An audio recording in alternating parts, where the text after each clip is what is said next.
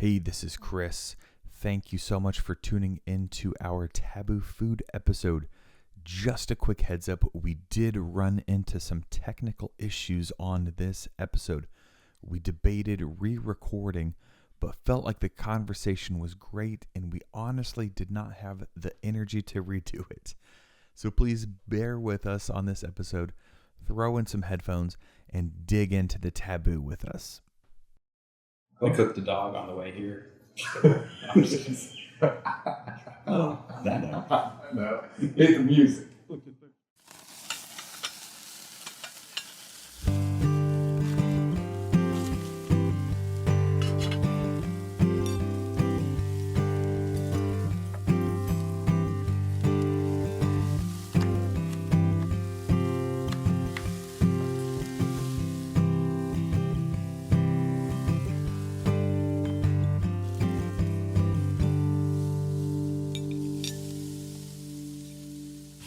All right, welcome back to the Okayest Cook Podcast. I'm Chris Whonsetler, your host, and today I'm only joined by Colton and Andy. Down Corey. I'm back. Down man. Yeah, we got Colton back and lost Corey. So no crazy ranking intros again. So we're gonna stick with the Sky Blast questions today. And today's episode is gonna be fun. It's, if you didn't see the title, it's Taboo Foods. So we're going to start off a little serious, a little dark maybe. And my question is, would you eat your dog? My dog? You both have dogs. And Aww. if it was like, I've asked this question to a couple different people and I'm struggling to find like a narrative to place it. Yeah. So I think the best narrative is, if you are like trapped in the Hunger Games and it's you and several other competitors and there is no wild game, you've got ammo, you're like desperately hungry, like you feel like you're gonna die, but you've got your dog right here. And like the only way in your mind to survive and outlast your competition is to eat your dog. So it's literally life or death because of the Hunger Games. So would you do it? I would not. You would not, okay. I'm not opposed to eating a dog in that scenario, but I would not eat my dog. Yeah. I would have to fully agree with that. Okay. I eat your dog. I'd eat yours. So that's a whole new thing with this out. Yes. See, I'm on the opposite end of that spectrum. I think it's because my dad grew up on a farm, and I guess genetically I just absorbed all of that farmhouse trait. I did not grow up on a farm, but I've like never truly had a pet that I've been like absolutely attached to. So we had a dog earlier. I don't think it's sad. Like we had a dog, we had cats. Like our whole life we had cats. Like they were in or out their cats. Cats are different. Sometimes they would come home, sometimes they wouldn't, and we just get a new one. That's the thing. Cat. I feel like cat. Like I think it's a dog thing, and then I think that if you had I've had a dog, multiple dogs. And even our most recent dog that we had to get rid of before we had kids because she was a little aggressive. I'm like, I'd probably eat you. If it was losing a dog or dying, I would survive. I would. I'm too emotionally attached to my dog. Yeah. I want to be fun. Yeah, no judgment. No, 100%. Like I think about like, so obviously my current dog's awesome. But my very first dog that I got, a buddy of mine was 18 years old. We drove down to Arkansas to pick her up. Okay. And I had her from first she was 16 years old when she passed. And so like she was the most constant thing in my entire life. So that's a big difference because I've like never had a pet for that long. So when you think about like, would you eat your dog? I'm like, not that one. Yeah. A dog, like, but I wouldn't eat your dog. Or random dog. Or a random dog. Makes sense. Well, it's like people that wasn't the question. eat coyote. I would try coyote. I'll try it. Yeah, for sure. Yeah, well, awesome segue here. So from dark. This is going to be a dark episode. For some people, it will be. But I think it'll be an interesting one. I'm excited about the subject here. Yeah. So taboo foods. Have you guys thought about that term? What it means for you? Yeah. I mean, we're going to go meaning for you because like there's a literal definition, and I don't think it necessarily applies. Like America is such a crazy melting pot. Like the literal definition, I don't Right. think applies. Like I feel like it's a point of perspective. kind of. This whole like taboo is a point of perspective. Oh, yeah. If you're in a culture where like eating dogs or monkeys or something like that would be taboo here in the United States is something that that I think is a point of perspective. Like, right, so the idea of eating a dog or a monkey, and you're from an Asian culture where that's prevalent, or like Amazonian culture where that's super prevalent, then that's not weird at all. But at the same time, but here that's kind of, so again, at this point, one of this is where it's only taboo because it's not normal to you, I guess. Oh yeah. I mean, the definition is like cultural, religious. People would use the argument around here too, like in that example, dogs and monkeys in their cultures. They would say, well, they have to because that's what they have to eat there. But that plays a part of it. But then also perspective, like you said, some people won't eat that here. It's like, oh, we don't have to do that. But why? Just like anything else, right? I mean, that's my opinion. Yeah, I mean, there's some stuff I'm excited about some of the subject matter we have in here too, especially when it comes to things like insects and stuff you would not normally consider to be food, but again, in scenarios or also just prep. I mean, I think the ethos of the show is that half the time when people say they don't like something, it's just they just never had it prepared properly. And I think that we think would be inconsistent for us to not look at how that would work for things like insects or something that maybe we haven't had, but maybe we haven't had it prepared in a way that makes it really good. Like there's a lot of insect protein powders and stuff that are made because they're really high in protein. So and there's a lot of them. Yeah. And like I said, I mean, back to the Sky Blast question, kind of, if it's literally do or die, you almost have to strip out all the cultural, all the religious,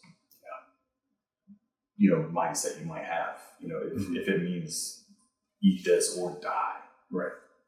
I mean, religion's tricky. Maybe not good on that branch, but well, and that's the thing. But it goes back to a point of perspective. So again, if you're listening to this and we're going to say something that's going to be culturally inappropriate for you, or for your religion or something like that, again, like the goal of this is just to broaden people's horizons to that these things exist and people do eat all sorts of random stuff. And we're gonna learn. Yeah, I'm very thankful that my religion does not have any kind of food stipulations. So I am free to survive. So it's just culture I have to battle now. Yes. Well, culture and setting. Stephanie is maybe on a different plane of survival than I am. And honestly, apocalyptic times, I think she is part of that camp that just does not want to experience that. So I think she would just kind of die in peace in the corner and just self-select, not fight for survival. And that's a decision we'll have to make. Well, you should decide. I might have to draw the line of humans. Okay. I don't think I can eat a human. I think if it was truly up to it, it's an impossible decision to make right now, but I would consider an arm, my arm, or a leg, my shank. I'm a hardcore now. It would be. I don't think I could. I'd go out and blaze it. I don't think I could take off my arm in the first place, but if I got my arm off, then it was not being green. So you would eat yourself and that's oh, for sure, yeah. If that was the decision. What are we talking about? Taboo foods. Let's get back to animals. Yeah. Scrap. We're done. Okay, we're done with the human. So I polled a lot of my friends and colleagues, a ton of them, and I asked them all just the same question: hey, what is taboo food? What does that mean to you? And honestly, a lot of them were I don't know. Let me look that up real quick. So not as many people have been thinking about this as I have. But dude, I got some crazy answers. Really? And I wrote them all down here. And some of their definitions, include food crimes. My brother responded with food crimes, and his example was pineapple on pizza. So to him, that's taboo. Food that people will argue for you not liking. We like goose, but somebody may not like it, so now that's taboo. Yeah. Goose is taboo to them. Yeah, I suppose. If we would argue the fact that you don't like this, you should like it. Right. They said things you cannot find at the local big box grocery store, which that's big. I hate it. Yeah, but it's a good one. Animals that are quote unquote my pets. Health and safety. So eating I guess like roadkill in that realm, or I think in that specific answer it was in relation to things like maybe possum and armadillo that like are very prone to carry some like nasty diseases that could come through in the food. Mm-hmm. Oh, somebody else said, I don't want to know what part of the animal I'm eating.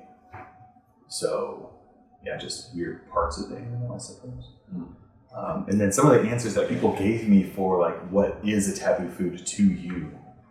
Surprisingly, a couple people said lots of things that I've eaten at your place.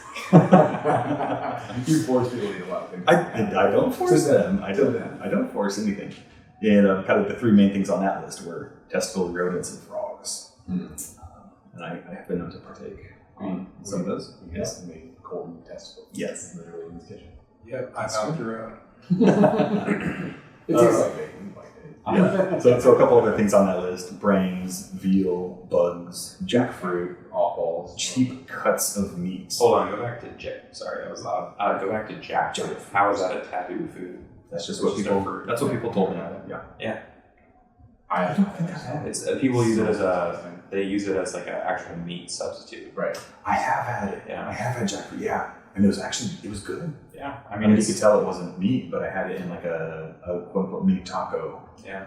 Just like a meaty taco. fruit. It was good. I liked it. Are we talking about movies? Or are we passing that as well? I'm all over the place here. Yeah, I forget. Well, you just said something that reminded me of what I was going to say. So why don't we do that at the end? So we know. Okay. We'll do that for the recipe, because dude, I've been falling short here. Well, you're excited about the this. schedule. We're excited about the episode. Yes, weird episode. Mm-hmm. Yes. Well, maybe this is a bad segue. Maybe we're getting this later, but the person that said pets, that's such an interesting one because, like, I get it from a dog cat perspective. Now we all just said we would eat dog, but there's a lot of pets that we just eat as normal. I mean, fish. People have fish as pets. We eat fish all the time. Goldfish. I've eaten goldfish. On purpose? Yeah, it's a dairy. Oh, okay. My brother did the exact same thing. He said he could feel it kind of swimming all the way down. But I feel like there's a lot, rabbits. There's a lot of pets that people have. Mainly because I guess we keep anything as a pet nowadays. That's true. Baby cows. Raccoons. Yeah. Baby cows, baby pigs, baby goats. Yeah. These are all quote unquote pets now. And veal, is that specifically cow? Baby cow. Yeah. So it's not necessarily baby anything. Okay. Yeah, veal. And that was another part of the question I asked was, is the name of the meat or is the name of the dish important to you? And some people said yes, some people said no. So like the response, I don't want to know what I'm eating. That was part of the answer to that question. So a follow-up to that was like, so if tongue had a fancier name, would you eat it? Or would you try it? Like, would it be less intimidating? Kind of like snails and escargot. Like, right. Would you eat a bowl of snails? Probably not. Would you try this escargot? I think it would.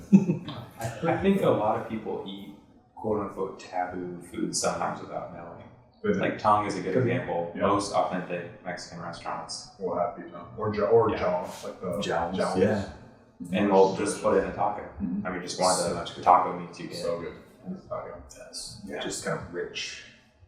I haven't had the jaw one, whatever that is, but tongue is good. Yeah.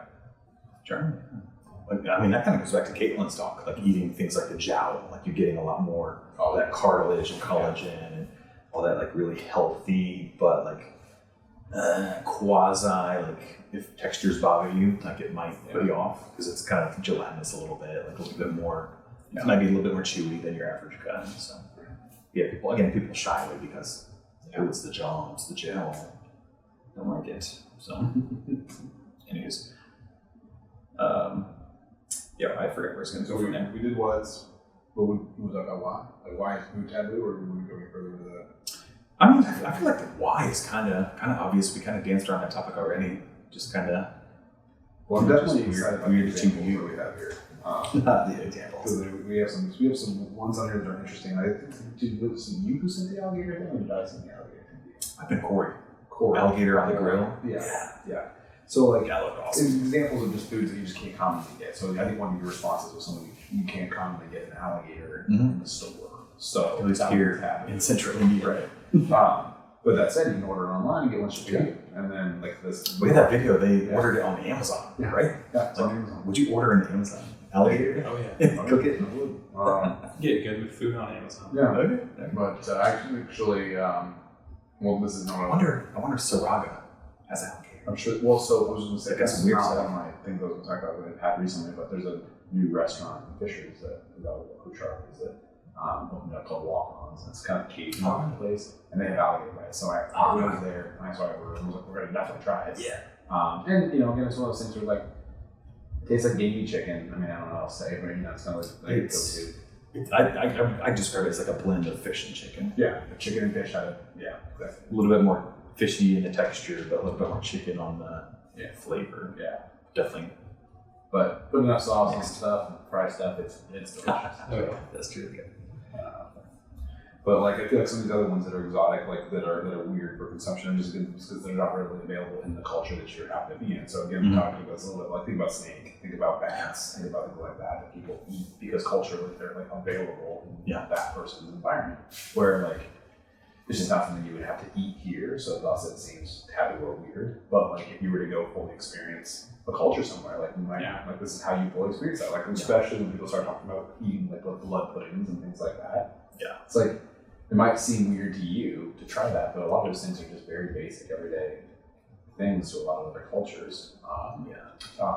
Honestly, that's what drew me into TV chefs like Zimmer and Anthony Bourdain, like their travel shows, where they're just out there experiencing the world. Just like, give me your local food, give me street food. I don't want a fancy, Michelin star restaurants. I want what you're eating. I want what you're cooking every night. Right. Just a true, authentic experience. Yeah, and it was like that again when we traveled to Italy. That was like the best part about. There was obvious places we went to that were like these are touristy restaurants versus like when you go to a restaurant like this is just legit what you would get here if you were gonna like especially when we got coffee and pastry and stuff like that. Breakfast isn't huge like it is here in the States in Italy. So but when you walk into these coffee shops and grab yourself a croissant or whatever, just whatever's there, and it's just like just amazing. Like so much, like it's way better than the experience of having someone plate it all weird in a Michelin, restaurant. Which I'm not to hate on any of that because that stuff is also very cool because that food is art for sure, and kind of the pinnacle of everything that can be done with an ingredient, which is awesome. But it's not going to be culturally like the experience of being somewhere. So if you're going to go be somewhere, especially if you think about traveling like to the other side of the world, whether it's like Australia or like Southeast Asia or something like that, where you're gonna be there. Like, come on, brother, this is where you get try it. Go find the McDonald's there. Yeah. Kangaroo. Let's go get some kangaroo. Another one. I've had kangaroo. Was it good? Yeah, not bad. It's kind of hard to describe. We had it like super rare, Really? And I think that was just, and he admitted it's probably a little too rare, but he knew how to cook. And like it's one of those meats. It's super lean, like venison. So you need it. I feel like it looks You kind need of it like a to be deer. right. It stands up weird. Yeah. So I'm like, in my head, it's got to taste like deer. Yeah. It was almost like a lighter flavor, if that makes sense. So it definitely was not rich at all. Really good one. I was trying. Oh, I'd have to get it. Yeah, that was good. Yeah. Out there punching at kangaroo. Other strange things I've had abroad. The blood sausage, blood pudding. And I don't think I've had blood pudding, blood sausage. They might be the same thing. I've definitely had haggis. And what's haggis? I thought that was pretty good. It's basically all the stuff that nobody eats shoved in the stomach, and then like either I think it's boiled or steamed, and then just sliced and served. It is unique. It is very unique. And honestly, I think the haggis I tried was a little bit more done up than maybe like your traditional authentic haggis. Like solid? Like almost like a makeshift terrine? Kind of like a terrine, I guess, a little bit, but maybe a touch. I think it depends on where you go to. The one I had, I think, was a little bit looser than that. Okay. And honestly, it might have even been ground up. This is a decade ago, so I'm trying to remember. But it was good. I liked it. Yeah. Awesome. Yeah, it was good. But it was good. It was good. Yeah, I think it's like lungs and kidney and Yeah, it's awful, right? It's it's a lot of the offal. I had a couple discussions on that. An actual chef, Justin from Harvesting Nature, said he believes it could go either way.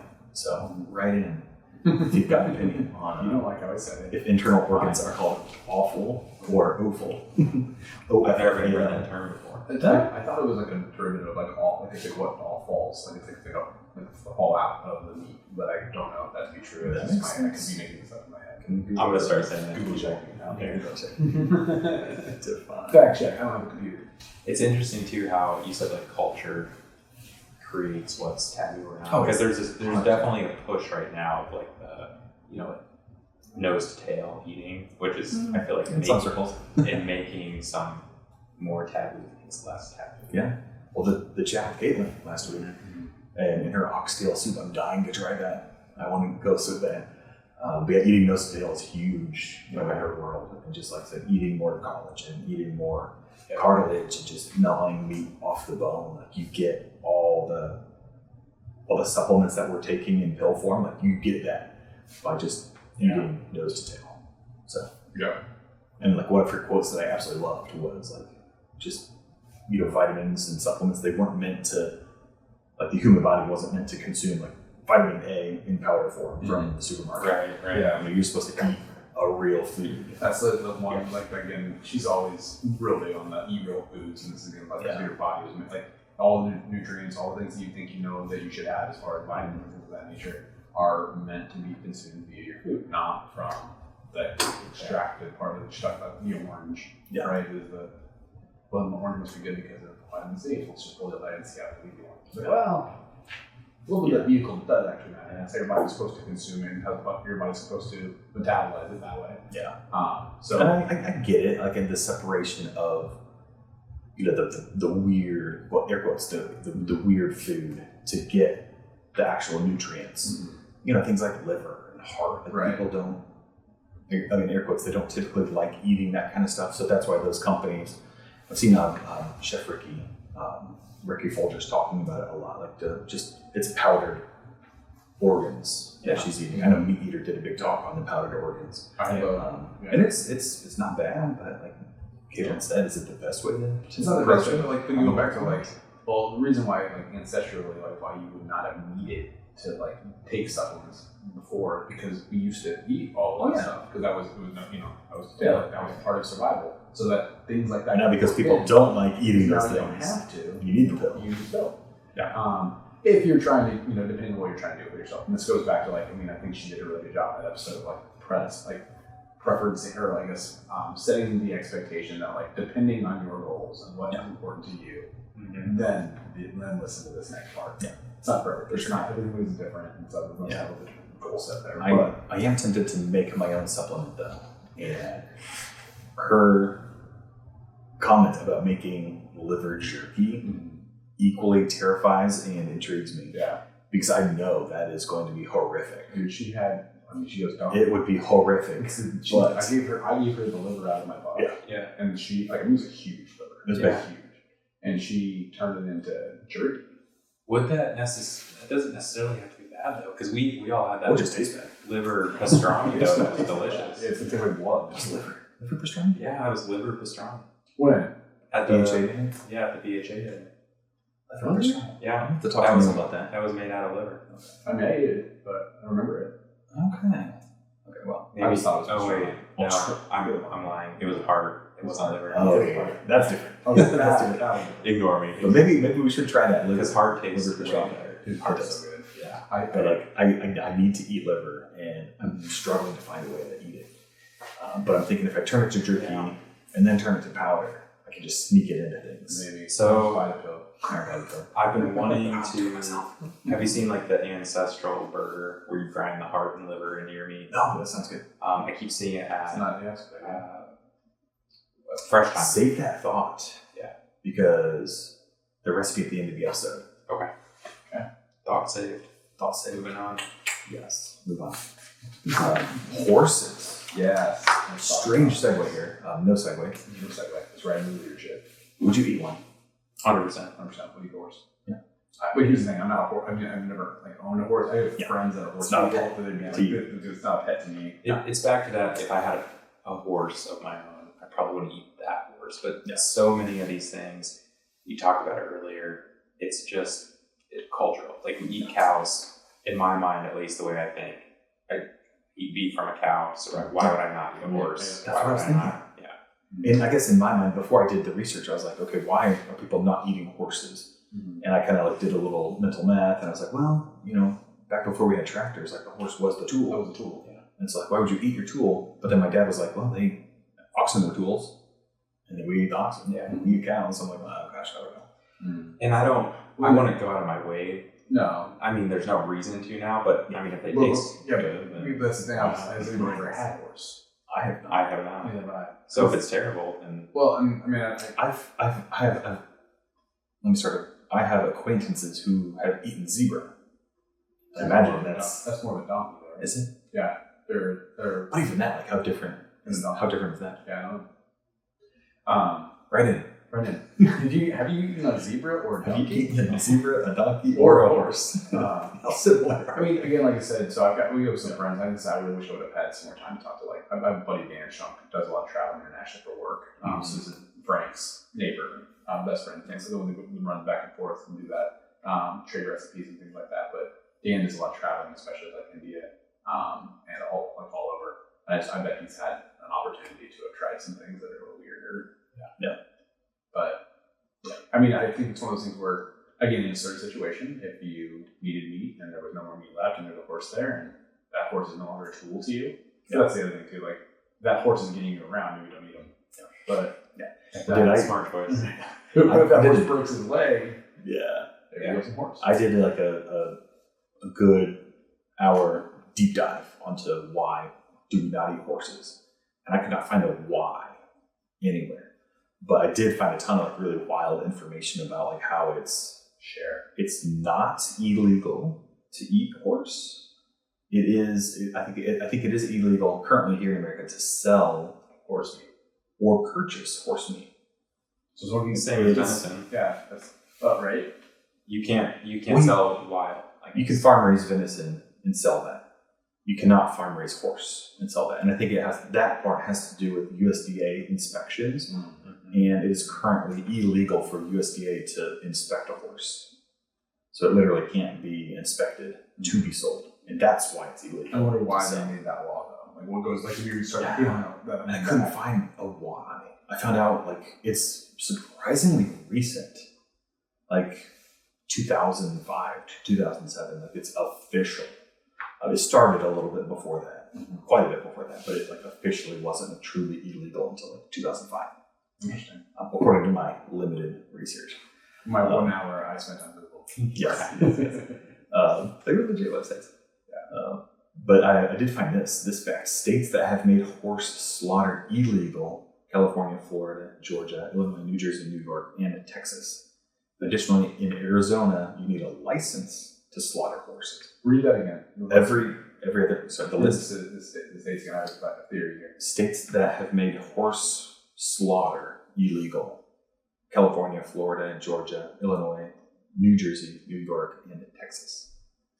And in Arizona, you need a special license. What's your theory? My theory, well, a lot of them are southern states where horses are used as tools. Going back to I thought originally about like why would be illegal or not illegal would have to do with like the horse trade of things. Yeah. But then there's a lot of like you said, New Englandish stuff there too. But it's a surprisingly short list. Right. It's actually illegal to slaughter. Or this is the states that had issues with it because laws didn't happen because of issues. No, California was not a surprise. Yeah. And I think another reason could be, I mean, I don't know, I've never bought a horse, but aren't they fairly expensive? So why would you slaughter a horse if you're paying $10,000 for one? True. I think it's like genetics and why are you buying that horse? Right. Like if it's a racehorse, 100%. Oh, dude, I was having a conversation at a CrossFit gym actually about they raise and show cattle and pigs, and they were talking about this guy was talking about how he's at the show because the fair is in town now, right? And they was talking about this guy that they were showing against that has a $300,000 cow. Jeez. I was like, so you go back to like Oh yeah. I think like anything, you probably have someone give you a horse, right? All the way down to like, stud fees are $500,000 to $1 million just for the semen itself. I mean, a horse. Yeah. Just to make potential horse. a potential horse. I mean, so I guess it's like anything else. But I wonder how much of the law has to do with like the trade of horses, like whether it's for jewels, horse racing, whatever. Like it's like the industry of horse versus. Well, and a lot of the quote unquote taboo stuff too. I know for some religious purposes too, it has more to do with like the history and like health stuff too. So because I preface too, I'm down to try anything, but I want to know where it comes from first and make sure I'm not giving myself some comparison. Well, I mean, on that note, like real quick on the last little bit on the horses here, while I couldn't find like the historic why we can't or don't eat horses, the current why is they're just so jacked up with all the antibiotics and just all the chemicals to keep them healthy. It's also terrible to think about that animals that are I highly mean, we've probably got the same thing going on in our bodies, well, I'm not which is why I'm scared to eat a person.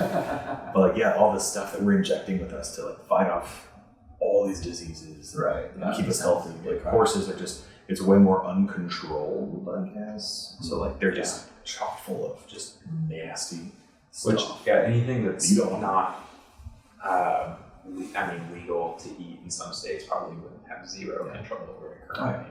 Well, it is legal to eat horse. You just can't sell, buy, or sell, or slaughter it in some cases. So objectively illegal. So check with your local state representatives before you slaughter him. Before you kill a horse. You can't buy it, but you can eat it. Anyway. Well, like I want a small segue from the horse meat because I was actually listening to this. I was almost up in arms about this. Someone I follow on Instagram, nothing to do with hunting at all, was talking about how he thought it was weird that people ate bear meat. Like, you really want to eat bear meat? I was like, like 100%, 100%. But like going back to what you kind of mentioned this earlier, but I don't even know what's in it. Trichinosis is huge inside of bear. Yeah. So it's one of those things where it's like I'm down to try anything, but like, is this cooked all the way through? Did we know you just make sure like trichinosis, or is this like like eating other people's deer? It's like because just CWD, like EHD. There's a bunch of diseases that can happen from that. So it's just like, I think it goes down to like, definitely gotta try stuff, but need to make sure it's in a place that like this is what they do.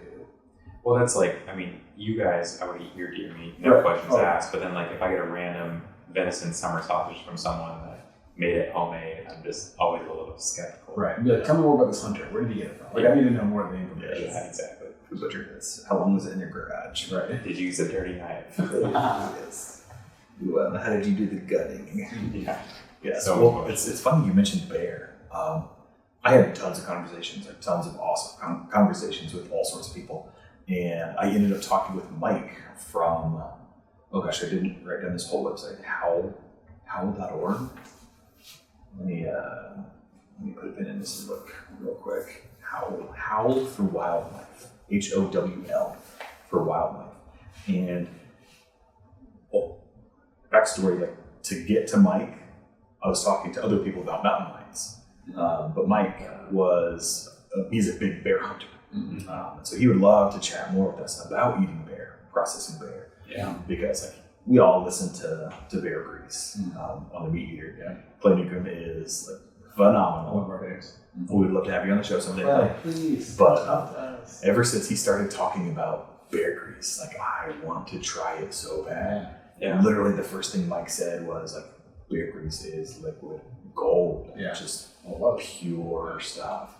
Have you ever heard, my brother always talks about, there's a certain time of year you can hunt bears in certain areas when they've only eaten blueberries. He mentioned that. It's like, clay that, and like it's purple. Like the grease itself ends up being this like purplish hue. That's crazy. I was weird. I'm gonna try that. Mike was like, sometimes when you break down a bear, like it's literally hard to break down a bear because they're so fat and so greasy. Oh, I can imagine. And because of that, some people are turned off. They're like, why would you eat that? Like it's so nasty and greasy. And Mike's like, that's why it's so good. Right. You just have to make sure it's cooked all the way. Yeah. There's no messing around with that. Cooked the both. Well done on that one. That's an interesting. Back to the mountain lions for a second. That's an interesting conversation there because we can go on mountain lions here. And I don't know what else it would apply to, but specifically, I know Colorado, there's a lot of mountain lion hunting right now because they're terrorizing livestock. Mm-hmm. So I'm curious. Well, actually, Colorado is where it's like in danger, like currently in danger. Like literally, you need to go like follow politics. I know a lot of us hate politics, but you need to follow politics and like vote. A big thing from talking to Justin from Harvesting Nature and Mike from Howl for Wildlife is that you just Howl is a great resource for politics. I despise following politics, so I love websites like Howl for Wildlife, where like they break down everything and like they digest it and like serve it up to me like super palatable. Meat Eater also does great. Cows We Can Review. It's a new. They changed the title. It's different now. Caul of the Wild, I think. Look up Cal on Meat Eater. He does a lot of great political talks. Like again, and he digests it and says, "Here's what you need to look out for." Just like here's affecting the hunting community. Here's the number you call. It's super clear, like what they're so trying to do, Okay. and what it actually will end up meaning. Yeah, they'll sneak things inside of larger like bills. And that's where it's like, well, those are things to look at because once that's in play, you can change things quite quickly. Yes. But anyway, so back to eating now. Yes. To circle that. Yes. So follow howlforwildlife.org to help protect mountain lion hunting in the future. But that's eating them. The mountain lion conversation is kind of the same. Like I'm thinking, if we're killing something off because it's a predator, like can we eat that too so it's not wasteful? Oh, yeah. Like I'm thinking about that with the coyotes around our chickens. You know, I'll probably shoot some coyotes soon. And like, I'm kind of tempted. We'll talk about that later. You can. I got some wings for you. But before we stray off mountain lion here, I've not had it, but I've heard it's phenomenal. It's like a lighter pork, right? Like it's not as intense as pork, but pork. And I only know this from Meat Eater again. I think Giannis did an episode or a show where they actually because he's got mountain lion dogs and hunts mountain lion, but I mean that's definitely another one that I would love to. So I'm not, you guys know we got into hunting. Well, I got into hunting because it's about food, right? So it's about being able to provide for my own red meat, my own meat. So like I've done it for this. I mean, the sport of how big the antlers are to me matter way less than the fact that like did I do it? Like did I follow the rules? Did we do it right? Was it a clean kill? Did I process it myself? All of that matters so much more. So my issue with like mountain lion hunting is more like, what do you doing with the meat? Because if you're just throwing it away just to get a cool trophy to make to skin it and have some guy put some styrofoam in it so it looks cool in your living room, like that part to me I don't love. But if you're also doing it just even if you don't eat it, but you're using it to like from a depredation purpose, well that's you just buy a hog hunt. Yeah, saving children, saving your cow. It's a massive problem out. Well, and this goes back to like the reason why I think like caul, these like sites that are doing this really good job of breaking down the political side of that is helpful because people don't understand because the anthropomorphism of animals becomes so problematic. Like, like, oh, you're killing off these beautiful creatures. Well, if we don't, there's not going to be any of these other things that you also like and think are beautiful creatures. Like it's just. That's what conservation is to keep these things in check. And so, yes, you have to have tags, but it's not like people are running around like just shotgun waving at every tree, killing lions out of the trees. Like that's not how that part works. So, anyway. It's actually really hard to kill. It's really hard to kill. Actually, like lion, there's a lot of culture behind like lion hunting. Yeah. And I watched a documentary on lion hunting. Lion Heart, I believe it's titled, from Blood Origins, and like. I had some friends film that. Like, it's awesome. It's an awesome documentary. They didn't kill a single lion. Most of those like lion hunters, like it's been decades since they've killed a lion. If I'm remembering correctly, a lot of their thing is just like scaring it off. Just like or pushing them out of the their big thing is like we just need to put the fear of God in them, like to fear man. So like, when they smell man, they need to be out of here. Well, and that's the in the range in Texas, they thought they were having a coyote issue. Come to find out, it's actually there's a mountain lion rolling around the property. Got them on a trail cam, saw them with their own eyes, and then tried to chase this lion out, and ended up not being able to find it. never actually killed it. Big But I cats haven't had an issue with it because it's just been the fear of there's people around now. Yeah. Is much more prevalent there. So That's good. it's also terrifying considering how many times I've walked around that place because the lion will get you with you never know what'll happen. There's a story right after high school. My friends and I went on a trip. And we swear on our lives that we were stalked by a mountain lion, and it was terrifying. Oh yeah, we never saw it, but it was terrifying. Oh yeah, we'll tell you the story if you buy me coffee someday. Any other mountain lion questions? Bobcat's kind of in that similar avenue, I would say, as mountain lion. In our neck of the woods, it is more. I don't think we have any trapping issues here. But the issue of trapping is under attack, just like mountain lion hunting is in Colorado. So trapping bobcats here in Indiana, could potentially be threatened. I would eat bobcat in a heartbeat. I would eat mountain lion in a heartbeat. I would love to try these things. So. The things are protect them. I don't want to move on the wrong direction here, but we're wide open. Because we kind of talked about the dog and cat thing. So this goes back to at what point is eating mountain lion, bobcat turn into what about cat? Where is that? I guess that's the same as dog, for a lot of people. And what's your dog versus a coyote? There's not that much of a difference. Diet is huge. Maybe that's a better segue. Why would eating a coyote be bad? Why am I eating making the face? Because I don't get it's not about anything. It's not about this poor coyote and we're going to shoot it and eat it. It's because their diet and what is in them. Yeah, you don't want in you. Yeah, there's what's that saying? You are what you eat. Yes, think about the birds of prey. You are what you eat. Well, it's right. It's the whole. Isn't tilapia like that? A lot of people don't eat tilapia anymore because they just are bottom feeders in the ocean. I wouldn't go out of my way to eat a coyote, but if I was starving and needed food, again, like you said earlier, it all boils down to preparation. How did you do it? And again, if you choose a healthy coyote, it's going to taste a lot better than this mangy, scraggly looking thing. And actually, talking to Justin with Harvesting Nature, they've got some coyote recipes on their website. So go to harvestingnature.com, just type in coyote, and they've got at least 2 dishes, maybe more. What can you do with coyote? But they cook it down. Just cook it down. You cook anything down. Yeah. From low and slow for a long time. Yeah. I think a couple were fried and pulled, but So, back to their diet. Coyotes are definitely way more omnivorous than I thought they were. They're scavengers too, so eating a lot of dead stuff. And I think that's where they pull some of the nastiness. Vultures and stuff like birds of prey is another big one. When you think about a turkey vulture, it's a huge bird, but you would never eat it because it eats nasty stuff. That's what it tastes like death. So Justin actually compared coyotes to wolves, and I believe he's tried them both. Okay. And he said wolf was way more elegant, but the wolf is pure carnivore, and that's where the difference is. So because the coyote is more omnivorous, and it kind of confused me because bears are super omnivorous as well. Don't they only eat berries though? Well, they eat more plant matter than coyotes do, and that might be the separating factor. Okay. But a bear's going to scavenge a carcass. Oh, for sure. Just as much as a coyote would, right? Yeah.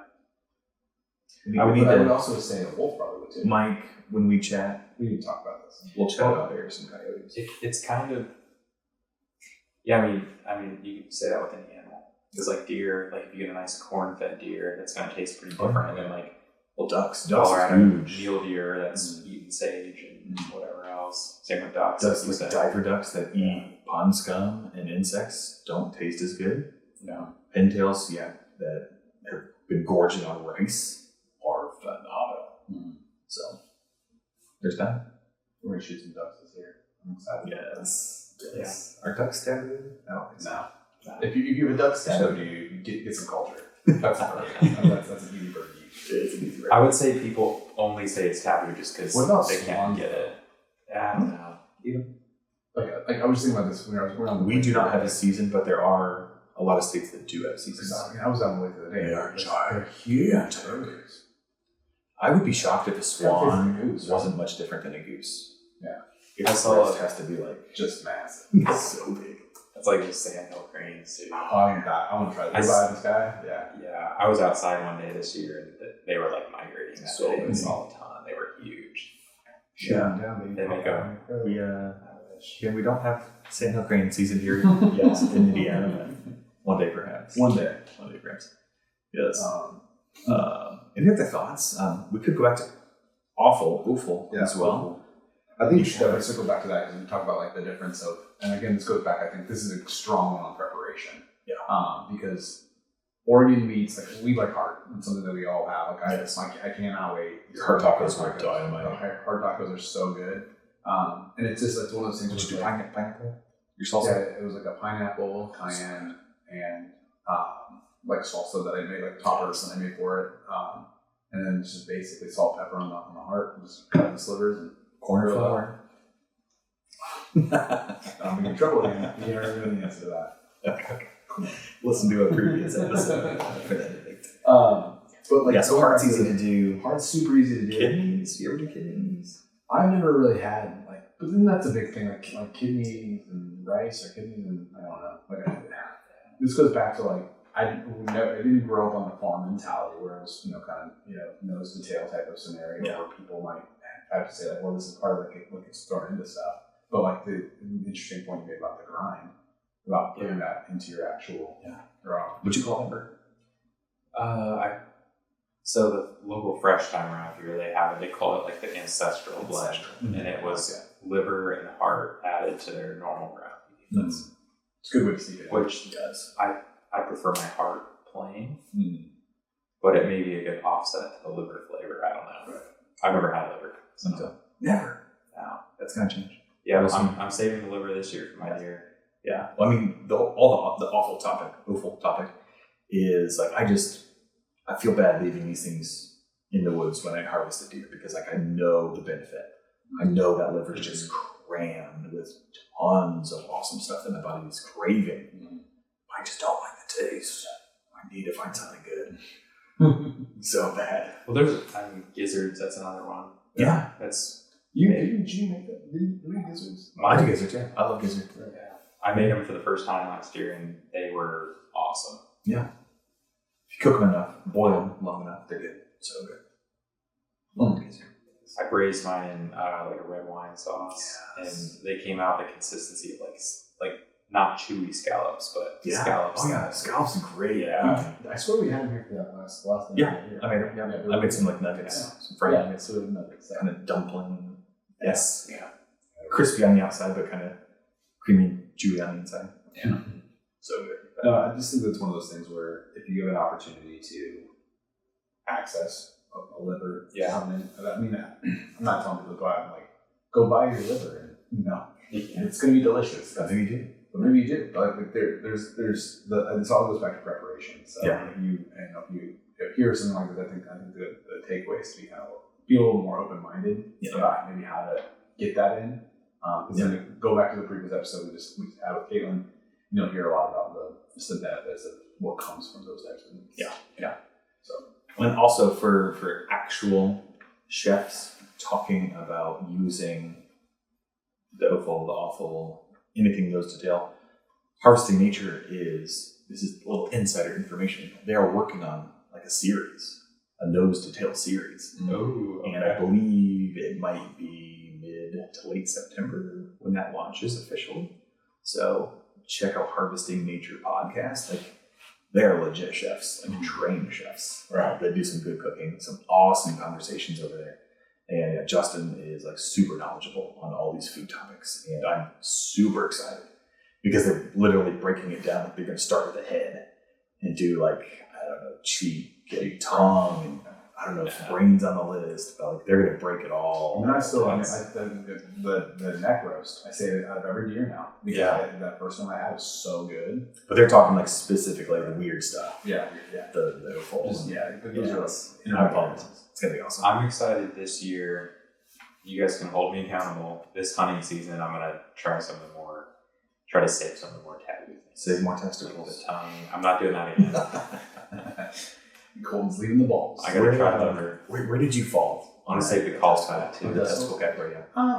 I think that they were. I mean, I cooked them in a shit ton of butter, so I felt like they tasted like. It kind of reminded me of reminiscent of bacon. If you cooked them different, I might have liked it. Was it a texture for you? What did you not like about them? For me, you need to slice them thin, Yeah, they were chunks. How big of a bite did you take? like a full. I cut a piece of mine. It was fine. I did this Little slivers. Cold over your pop balls in his mouth, and that's why he hates it. It was gross. I'll never try that. Don't say that. Andrew's a burn. Like, you gotta try it. You know the Okayest Cook times, motto, 2 times. never pass. Mine is never again. All right. No, honestly, the testicles, like, it was really hard to get past what it actually is. Like, as a male, yeah. it is really hard to eat a testicle. But if you strip the thought of what it is away, like, it had, like, its flavor was intense, and it's like, it was almost like the fatty, like the really fatty piece of like a crazy good steak. That's what it looked like. That was the flavor. Like, it was rich. Like, I'm ready to throw up again. it did not taste anything like deer fat. No. Like, it did not taste one bit of wild. It's good. But it was just like rich. It was elegant. Like, I think if you made, we need a new term. If you made like That's what I'm talking about. You're a Sargella thing. Like, well, that's why they call them Rocky Mountain oysters. But if you make like a testicle pate, I could be into that. Liver pate is Just don't tell me horrendous. what it is. And But like, I like legit the flavor is there. Like, it's, and I just feel weird saying that just because I'm a male and it's taboo. But like, the flavor is there. It's taboo. You like to taste the balls. I do. That will not be a real. That's gonna be real. Anyways, moving on. Are we ready for this recipe? Well, can we talk about what we had? Because I want Yes, to talk about yes, this. This is not necessarily taboo, but it was just one of those things where I thought it was really cool. mm-hmm. I had a taco actually last night that was it was fried mushroom is all it was. So fried mushroom taco. But man, it was just so. It was one of those like I got 3 tacos, right? Always get different ones there. Great place here in Indy. And what place again? Julietta. Yes. Breakfast. Love Julietta. Yeah. Right by my studio. Yep, right by our studio. And it was. I always get the brisket. Well, I have pork. You gotta be careful. Oh, that's so. But I just ordered the brisket. I got my chicken one, and then I was like, well, I want something else different. They were kind of out of a lot of things, so they had already gone through everything for that night. So I was like, I'll try this fried mushroom one. And honestly, it was so good. And so it was just like I don't know what made it like it was just. I mean, it looked like basic. What are they? More portobello's mushroom slices, basically. Shocked those that were battered and fried and put inside my taco. Nice. So good though. So That sounds awesome. Yes. Dude, I did the most awesome BLT I've ever made, but with burnt ends. So burnt end BLT. Solid choice. Okay. Made some pork belly burnt ends, like just thick, like 1.5 inch cubes, and the biggest tomato I think I've ever seen from a farmer's market was seriously like, it was hard to hold in one hand. This thing was gigantic. So just cut a real thick slab of that. The only thing I regret is my bread of choice. I wanted to get some awesome bread from Amelia's, again, another killer local bread shop down by my studio, but I forgot. Just sounds so sad. I know. I asked you for a loaf and you said you were out. Yeah, we're But yeah, So I just used some average. you did the burn ends instead of bacon. Yeah. Okay. Yeah. Okay. So The thicker. it's technically a BLT still, but a burnt end lettuce tomato. Love it. So good. I just didn't know if you replaced like the lettuce with burnt ends. No. Ooh. It is. It's a bacon sandwich. It is a very hard sandwich to eat, but well worth it. Yeah. Well worth it. Well, we did. Sierra has been cooking a lot more because I've been so busy with work, which I feel bad about, but also not really because she's made some amazing stuff. So last week she did a chicken pot pie, but made like all the crust out of her sourdough starter. Oh, And then I think she doing something off the cuff because it did not taste like any pot pie I've ever had. She added a crap kind of allspice to it, I think. Oh, so it was like a really rich Christmas pot pie. Yeah, like sweet, like. Was it corny that said allspice was Christmas? Kind of like Thanksgiving. Like it just had a real different flavor to it, but it was really good. I need to try pot pie. Like I've never tried to make my own. Yeah, I need to. I did one 2 years ago out of mine. I made a venison stew, and then with the leftover, I just kind of reduced it down and made one. That's smart. Yeah, just bought like a pizza crust or something. It was awesome. Yeah, allspice in a pot pie. Try it if you're listening. Give it a go. Fantastic. Yes, so the recipe today, and it's hilarious you mentioned that, I forget it again, that burger. Oh, the ancestral burger. It's also hilarious that you mentioned the PHA from Field to Table Dinner, because the recipe I have today are those sausages that we had there. Okay, Chris Eley from Goose the Market, Smoking Goose, gave me this recipe. That's amazing. I'm so excited to try it. He is one of those chefs that cooks and creates, especially for this Field to Table Dinner. Mm-hmm.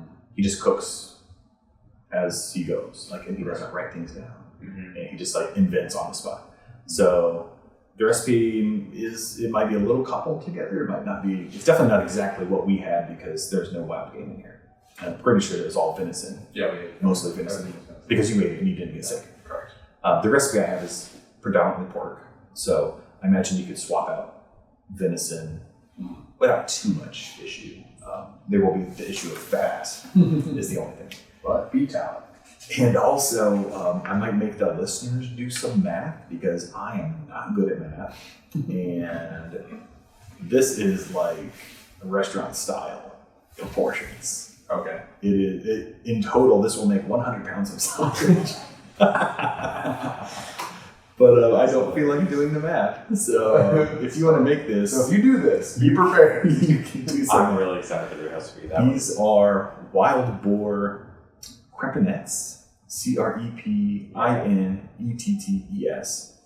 And it was the best thing we had, I think, that night at the BHA. You don't think so? I love the rabbit shireen was my favorite. Yeah, it was good. It was all good though. Chris is a phenomenal. Oh wait, they had the ghost chili duck. Yeah, the scorpion chili. Oh, the spicy duck breast. We're getting off topic here. Wild boar Crepinettes from Chris Eley. Starts with 55 pounds of pork trim, 20 pounds of pork liver. And here's what it is: 20 pounds of pork liver, 5 pounds of pork heart, 5 pounds cooked pork skin. I don't know if that's like a crackling or is that just... Well, pig skin is super thick. So I wonder if they just you chop it up and just chuck that in. Chuck it in. Yeah. 5 pounds of bacon, 1.5 pounds of water, 1.5 pounds red wine, which is weird. It's all in pounds. That's weighing 100 pounds. Yeah, it's a lot. So 1.79 pounds. This is why I didn't want to do the math. 1.79 pounds of kosher salt, 1.25 pounds of peeled garlic. And this is where we lost the second camera and the only audio we captured for the evening. So you get a voiceover for the rest of the recipe.